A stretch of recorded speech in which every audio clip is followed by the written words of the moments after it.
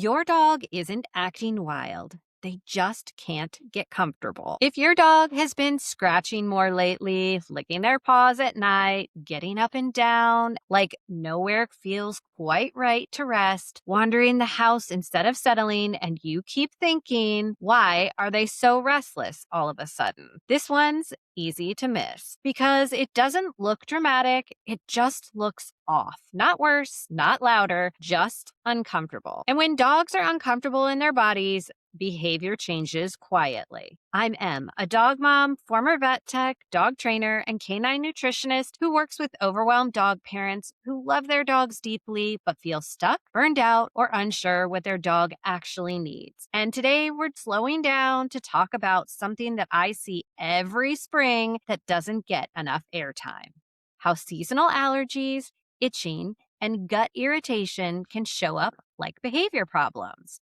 when really your dog just doesn't feel good. Spring gets marketed like this fresh start. Open the windows, go outside, more sunshine. Everything's supposed to feel lighter and warmer. But for a lot of dogs, their bodies feel worse. More pollen in the air, more grass, more mold, more stuff their immune system has to deal with. And instead of sneezing like we do, dogs often feel it in their skin or their ears or their paws, or their stomach. So, what you see at home isn't symptoms, it's behavior. It's the dog who keeps stopping mid walk to scratch, the one who can't lie down for more than 2 minutes without readjusting, the one who sighs a lot, the one who looks tired but won't sleep, or one who follows you around like they're trying to tell you something but don't know how. And it's confusing because nothing looks big enough to explain why the day feels harder. It's just this low level discomfort all day long. And honestly, low level discomfort will wear anyone down over time. If you had an itch that you couldn't scratch for 12 hours straight, you wouldn't feel very calm either. You wouldn't feel patient. You wouldn't feel like your best self. You'd feel cranky, distracted, done. And that's often what we're seeing. Not behavior falling apart, just a body that doesn't feel good. I remember this with Fitz one year so clearly. I kept telling myself, he has plenty of enrichment. He had a good walk. We trained today. On paper, everything was fine, but he couldn't settle. He'd lie down and then he'd pop back up. He'd lick his paws, shake his ears, walk into another room, come back, and stare at me. And then he would sigh. It was like watching someone try to sleep in an uncomfortable hotel bed. Nothing terrible, just never quite right. And my first instinct was the same one I hear from my clients all the time. I thought I must be missing something. Maybe I wasn't doing enough. Maybe I needed to train more with him. Maybe I needed to tire him out with longer walks, more playtime, or enrichment. So I did that. I added the things: more activity, more structure, more playtime, more trying. And it actually made him even more wired. Because the problem wasn't effort. He wasn't asking for more. He was asking for relief. And that shift hit me really hard because it meant nothing was broken, nothing was failing. He just didn't feel good in his own skin.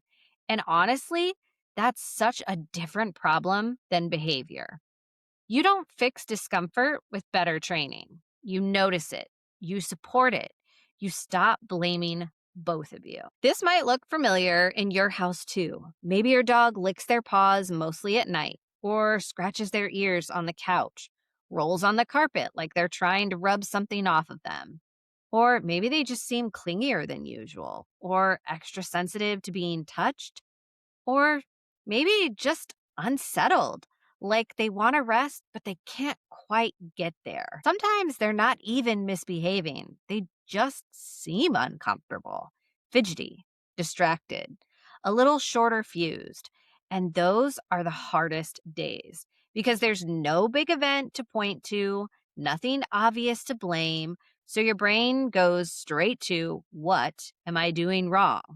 And that's the part I want to slow down for, because this isn't about doing something wrong. Sometimes behavior changes are just information. Your dog is saying, hey, something doesn't feel great today. Not dramatic, not urgent, just honest. Here's the question I want to leave you with.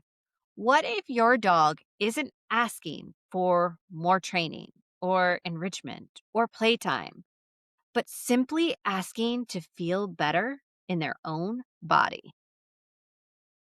If this season feels harder, it doesn't mean you're backsliding. It doesn't mean that you missed anything. It doesn't mean that you failed your dog.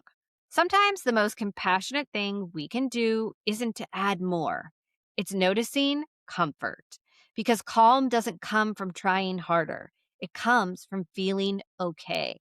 And sometimes leadership is just saying, hey, let's make today easier on both of us. If you ever want help thinking through food, gut health, or seasonal patterns like this, that's exactly what we talk about inside my nutrition and enrichment calls.